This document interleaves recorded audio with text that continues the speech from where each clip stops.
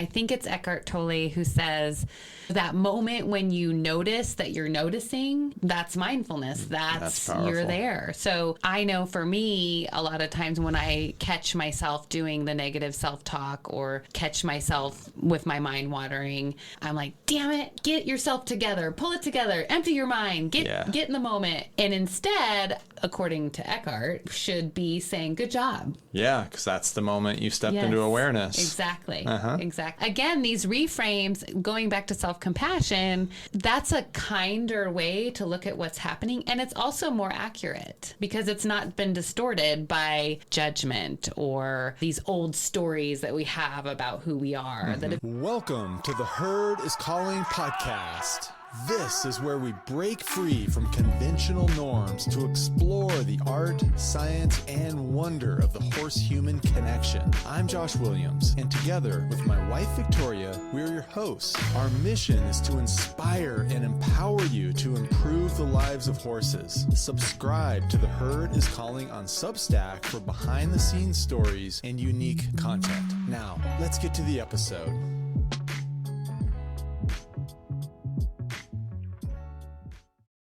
Hello, journeyers. Welcome to our podcast, The Herd is Calling. What are we talking about today? You're here. We're so glad to have you along.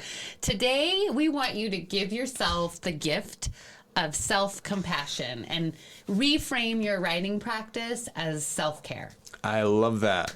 Let's do it. Yeah, okay, let's get right into it. Let's dive in. So we're talking about self-compassion.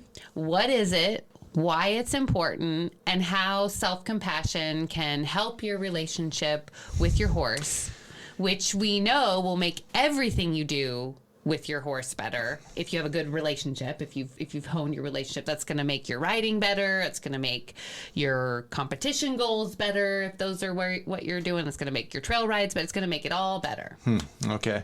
Now, this sounds kind of selfish and maybe even a little narcissistic, though, all this self-care, self-compassion stuff. Well, yeah, I think it gets a bad rap. I think some people think of self-compassion as sort of a level of narcissism. It's so not the case, though.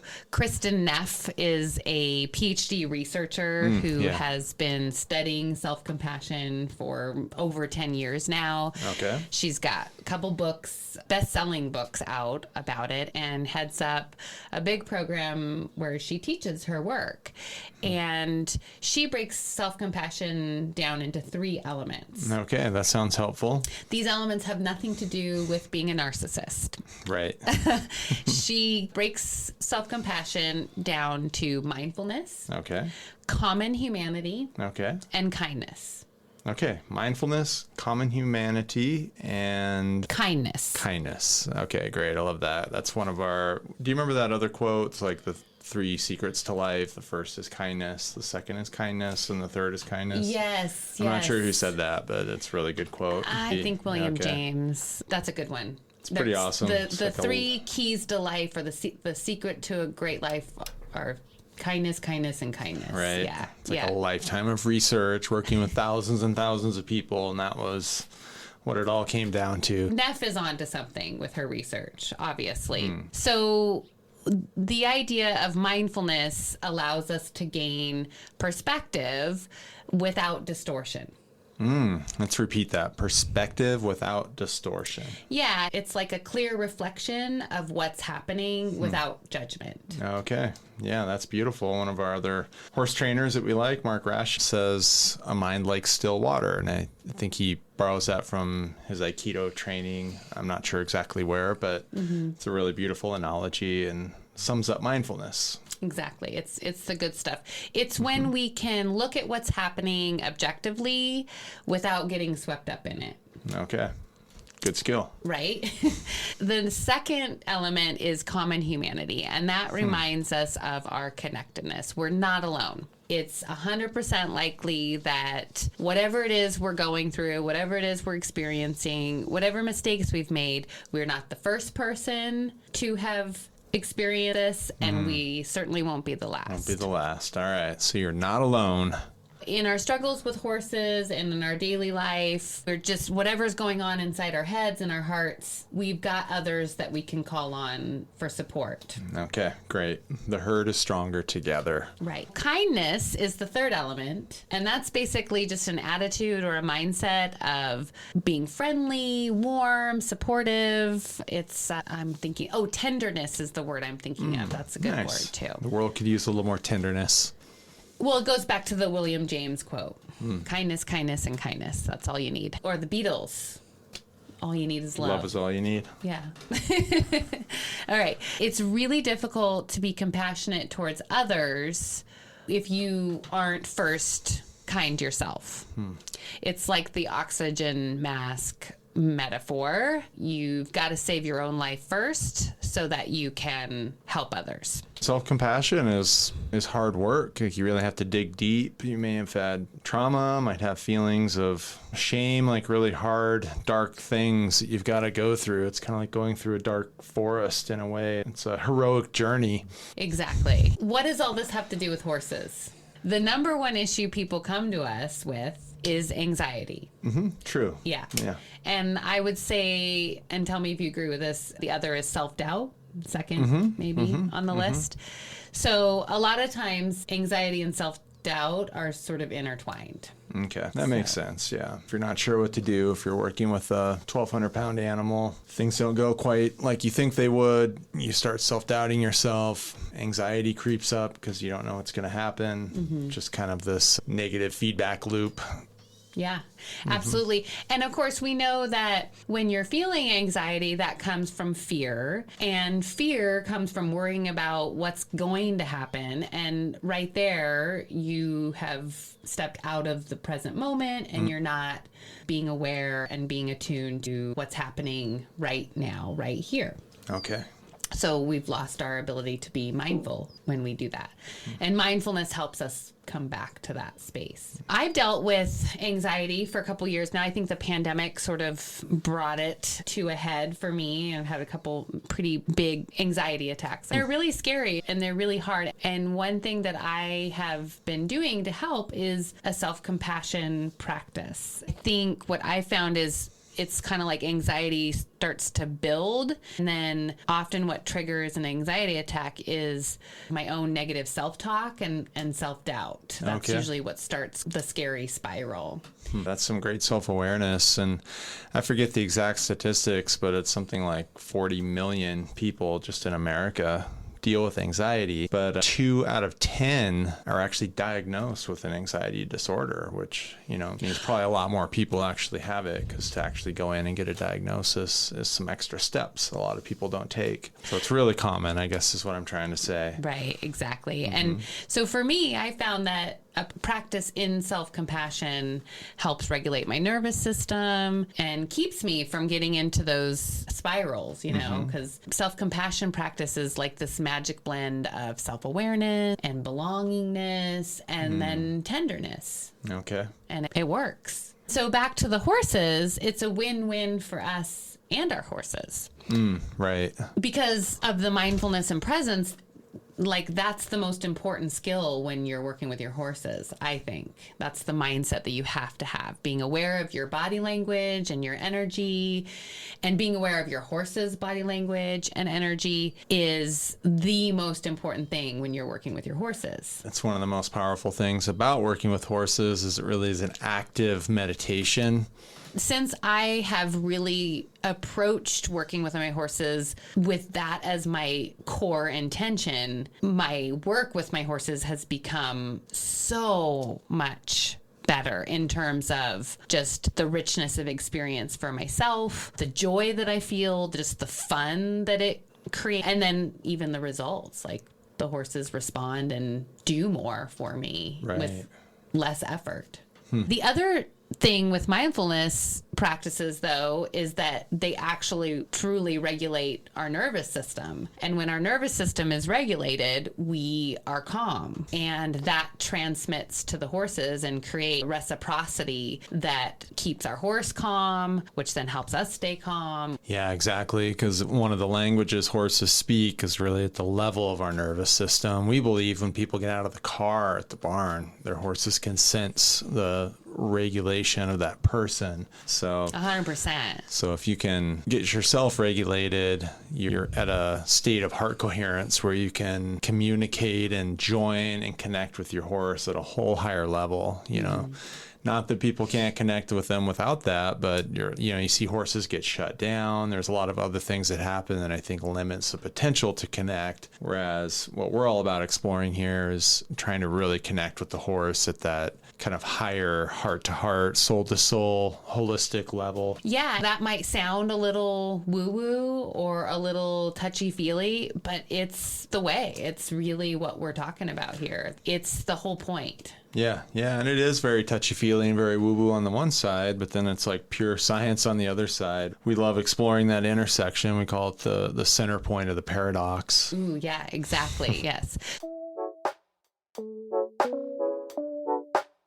Hey friends, Josh here. We've launched a free community for The Herd is Calling. It's on Substack. Subscribe to join thoughtful discussions and access exclusive content. It's as easy to use as social media, but so much better because social media. Am I right? In the words of John Lennon, a dream you dream alone is only a dream, but a dream you dream together is reality. Like the wisdom of the herd, we are stronger together. Click the link nearby to subscribe and get in on the conversation. Now, back to the pod. The thing with mindfulness practice and this type of self-compassion practice, which is a form of mindfulness practice, is the more you practice, the better you get. And the better your horse will respond. That communication creates more connection, which creates attunement, which then creates release of tension. And then you've got this affinity. And that affinity is where your relationship should come from. Yeah, that's great. It's almost like that creates a positive feedback loop, whereas the negative self-talks creates the negative feedback loop that leads to anxiety and all the other stuff. You can reverse engineer that loop into a positive feedback loop. Yeah, it includes all the wellness greatest hits. I mean, we've got mindfulness, of course, but there's gratitude in there. There's curiosity. Yes. It's all these reframes that say goodbye to the shoulds and supposed tos. Right. And what's going to happen and what might happen, and just put you in the moment with your riding and your practice with your horse. That's where the magic is.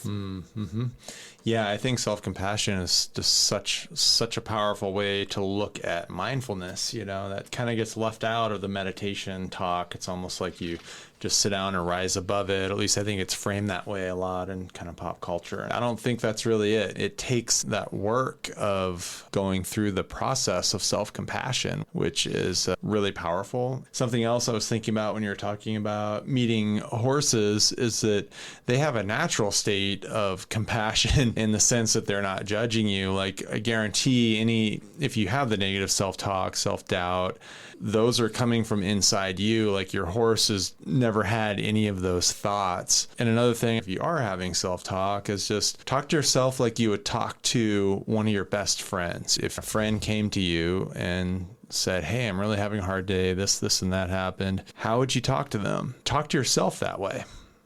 Exactly. I think we tend to talk pretty mean in our heads without even realizing it. Yeah, without even realizing it. We have this exercise in the journey where we ask people to journal the thoughts that are going in their heads in this one round pen exercise. It's always illuminating for everybody who does it. One of our students, he was shocked. He couldn't believe the deluge of negative thoughts, just bombarding his subconscious while he's working with his horse. And of course, the horse is not picking up on the language. The horse doesn't understand the language that he's using, the negative words that he's using, but she sure as heck picks up on that energy. Yeah, that energy, which again, I think some of that comes back to the heart coherence stuff that we talk about in other podcasts. But it's just a vibe. It really is a vibe, though, and it's a legitimate vibe. And it goes back to the nervous system. Like, so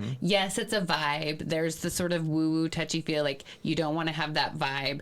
But our horses are hardwired to tune in to other beings around them because that's what tells them how to adjust or not to whatever's going on. Right. They're master communicators on that level. Exactly. So if our nervous system is activated, if we're telling ourselves in our heads, you're an idiot, you don't know what you're doing, what's going to happen, I'm nervous, the horse picks up on that and is like, I should probably get the heck out of here because this is not a good feeling right now. Right. And they can't articulate why. They can't say you shouldn't be saying those things.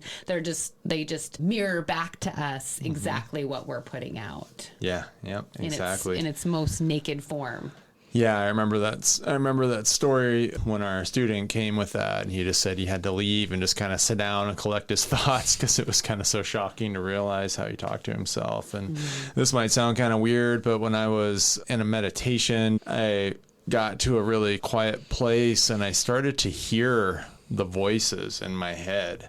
It was almost like I could see the person almost speaking them, and it wasn't anybody I actually knew. It was just like these characters, and I could see the person and hear the tone of their voice, and it was just like not my own. And that was it was kind of freaky, actually. Yeah. Right. It's freaky, but then when you stop and like, I think it's Eckhart Tolle who says that moment when you notice that you're noticing, that's mindfulness. That's you're there. So I know for me, a lot of times when I catch myself doing the negative self-talk or catch myself with my mind wandering, I'm like, damn it, like, get yourself together, pull it together, empty your mind, get in the moment. And instead, according to Eckhart, should be saying, good job. Yeah, because that's the moment you stepped into awareness. Exactly. Exactly. So again, these reframes, going back to self-compassion, that's a kinder way to look at what's happening. And it's also more accurate because it's not been distorted by judgment or these old stories that we have about who we are that have been put on us by, our conditioning, by the dominant culture. If you are meditating or whatever you're doing, just driving down the road, if you're having these thoughts and you're like, oh geez, here I am talking bad about myself again, or I suck as a meditator, I can't even keep my mind focused on my breath, I'm the worst at this, I should give up. And even those weird voices I was hearing, which is a little spooky, like look at those and just think, I wonder where they're coming from. What happened to them to be talking to me like this? Or have compassion to yourself for the struggle. There's a book out, I can't remember both of the authors. Oprah is one of the authors, and she co-wrote it with a doctor, and I'm forgetting his name. We'll find it and put it in our show notes. The title is What Happened to You? Right, I remember that. Not what's wrong with you, what happened to you. And I think that is another reframe that is just, it's kinder and it's more accurate. I think we have this wrong-headed notion that kindness is insincere or it's like not the truth. Actually, that couldn't be farther from the truth. Like if you look at how you would talk to a friend, if you look how you talk to a child who was hurting or confused or talking bad about themselves, you would do your best to convince them that that is not the case because you can see that it's not. They're innocent. They're struggling. They're just having a normal human experience and can just use some support. Right. Be curious. Why? What happened to you? Not why are you so bad? Or Exactly. Yeah. Exactly. And so when we create this tone with ourselves, it's going to reverberate into our work with our horses. And we're going to have that mirrored back to us. I think sometimes people talk about how horses mirror back to us what we're feeling and thinking, and there is a negativity attached to that, like, ooh, if you're acting scared, your horse is going to throw that up in your face almost. The horse is going to react. The horse is going to do this. Well, on the other side of that is, if you're coming to your horse with this calmness, with this kindness, with this connectedness, your horse is going to react to that too. And that's going to be really cool. Yeah, something else that you've taught a lot is that the fear isn't the problem. It's hiding the fear is the problem. So it's okay. Like, we all have weird self-doubt thoughts. We all have weird voices in our heads. We all struggle with that. So don't feel like that in and of itself is bad. It's more just being curious and naming it. When you notice it, when you become conscious of it, the fear, it brings it out into the open. Right. All of a sudden, you don't have that lurking mountain lion energy. You know, mountain lions don't come out growling and yelling and being very clear that they're going to eat the horse. They hide. They lurk. Exactly. They pretend like they're not interested in eating the horse at the watering hole when they're kind of like, you know, traipsing around and acting kind of sketchy. That's what the horse doesn't like. That's a perfect analogy. It's okay to be afraid the moment that you recognize it and acknowledge it. And we've seen in some of the equine therapy workshops we've done in the round pen, we have this exercise called reflective round penning. And when people get really open and vulnerable and let the horse see how they're feeling, the horses respond. They turn the compassion and the kindness that the horses extend to these people who are afraid, who are hurting, who are working through trauma. The horses actually are drawn to that. So it's not so healing to not be judged when you're feeling those feelings. Exactly. But the horse only does that when you allow it to be seen. Right. You have to make the choice to be vulnerable. And that requires a level of self-compassion. That requires a level of, I deserve to feel this way. I feel this way. I don't need to hide this. I'm not ashamed of this. Right. Yeah. Vulnerability is courage. Yep. Exactly. I think that's the whole point, right? Yeah, that really is. Yeah, self-compassion is way up at the top of the list. Yes. This is a lot of what we do in the Horse Journey program. It really is, yeah. So check it out. Yeah, check it out. And follow us on social media for daily inspiration. And it's not just about following us. It's like, it just helps to be in a community of people who are talking about these things, because it's just like with self-compassion, you need to get it out in the open, just have conversations with people that are kind of vibrating at that level, because it's a whole different ball game. One direction is going on a negative feedback loop. Another one's going on a positive feedback loop. You need to have community. You need to have people to do that with. So that's why we do the podcast. It's why we have our newsletter. It's why we do our blog. It's to create community so that we can share these ideas and grow and learn together. So thanks for listening. We'll see you next time. And until then, may the horse be with you. Bye-bye.